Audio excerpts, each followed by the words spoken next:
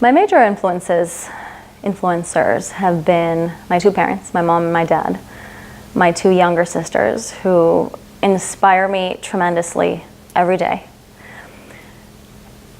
Also the former CEO of Mariner Investment Group, Bryce Young, who was my boss and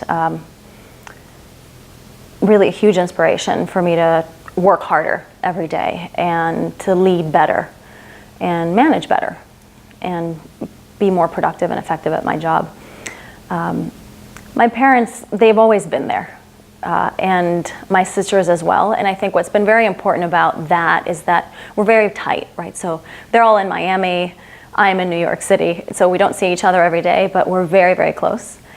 And it's almost a safety net where you feel no matter how badly I mess up, there's always someone that will listen, that will support me, or will tell me that I messed up, but they'll still love you just the same. And I think it's very important to have that kind of a support network because you're not as afraid of failures in a sense, right? You're always afraid of failures, but I think knowing that there's always someone there who's a constant, and it's not just one person, it's a group of people, has for me been instrumental. Even when I had, some personal challenges in my marriage, right? That was very, very important. I said, well,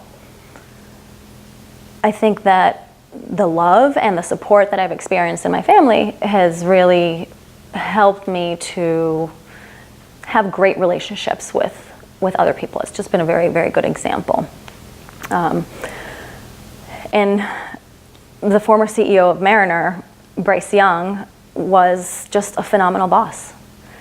And even when I knew I had messed up, he would tell me, you messed up. Let's do better next time.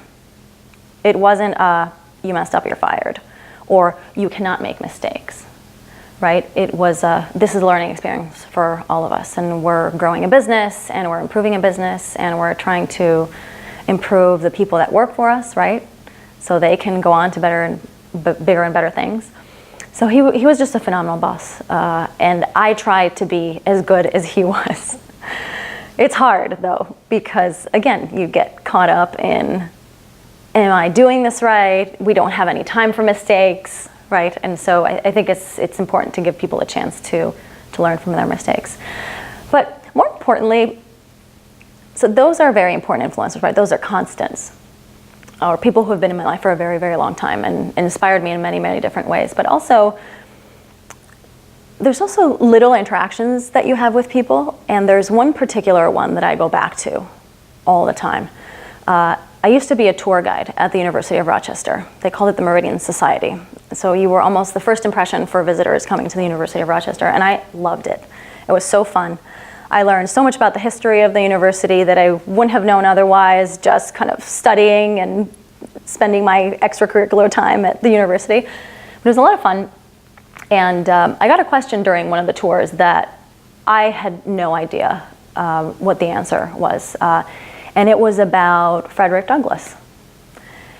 And there's the Frederick Douglass Institute at the University of Rochester. And I grew up in Puerto Rico, came to the United States after finishing high school in Mexico City. So I didn't know as much US history, definitely not upstate New York history as I now do.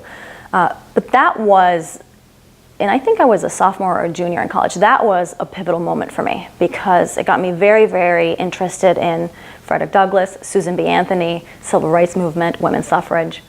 And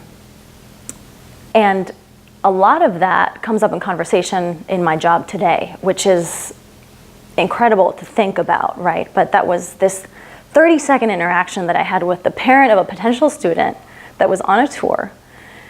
And it really made me think, if I don't know the answer to this question about the Frederick Douglass Institute, there's a lot that I don't know about the history of not just this place, but this country. And in a lot of, civil rights movement, women's suffrage, those are two things that are very related to how I feel about my job, right? And why I think it's so necessary. And we are nonpartisan. You know, we don't really talk about the civil rights movement much. We really focus on the business case for diversity and inclusion, and diversity as a source of alpha and better decision making from diverse people. And not as much the civil rights movement, but